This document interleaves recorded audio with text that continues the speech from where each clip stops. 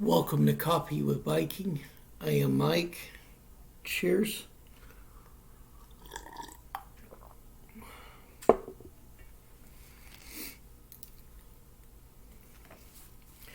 Absalom and Tamar. 2 Samuel 13, 1 and 11 and 14. Absalom had a beautiful sister named Tamar, and Amnon, her half-brother, fell desperately in love with her. He grabbed her and demanded, "Come to bed with me, my darling sister."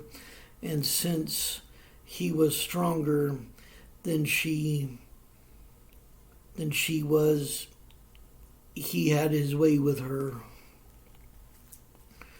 David's oldest son, Amnon, is first in line to become king after his father dies. Amnon sets a sex trap for one of his half-sisters, Tamar. Then both claim David as their father, but they have different mothers. Amnon pretends he's sick, and he convinces Tamar to fix him a meal and feed him. But when she comes to his bedroom, he decides he wants more than just a meal.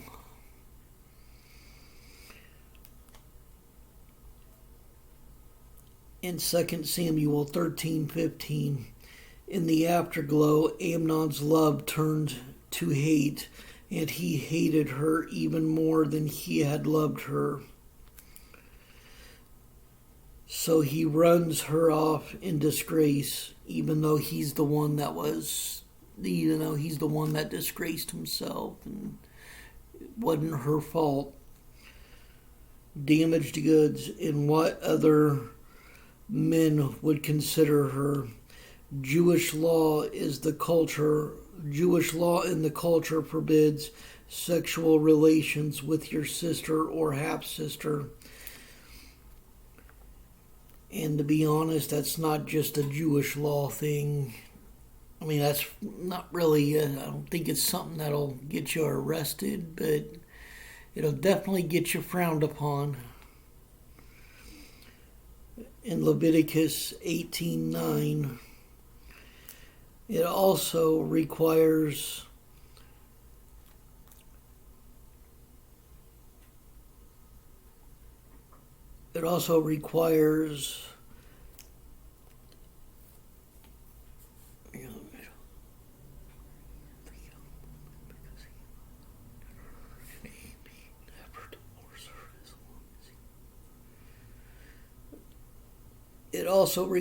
a rapist to marry the young woman because he violated her, and he may never divorce her as long as he lives. Deuteronomy 22:29. Yet King David, though angry, refuses to punish the crown prince or force him to marry Tamar. David doesn't even discuss the subject with his son. Shamed, young Tamar moves out of the palace and into the home of her full brother, Absalom. There's no indication she ever gets married. It takes 2 years for Absalom to find an opportunity to avenge his sister and himself, for he considers this, what happened to his sister, as personal. It's as though Amnon is taunting him, calling him a weakling who can't defend his own sister. It's actually tormenting him. Absalom invites his half-brother to a feast during sheep shearing season, the happy time when herders reap a payday for their sheep's wool. Amnon gets drunk at the party, and Absalom orders his men to kill the prince. Then Absalom flees to the home of his maternal grandfather, the king of Geshur, in what is now Syria.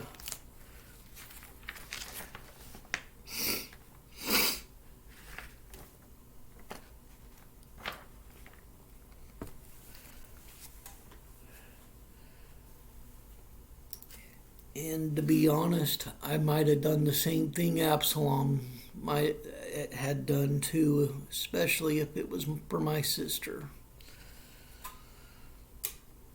So I don't really frown down on the choice he made to trick his half-brother to avenge his sister. But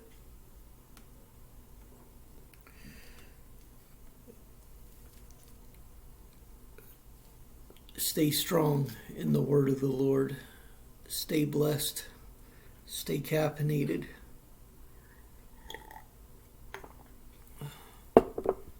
Much love.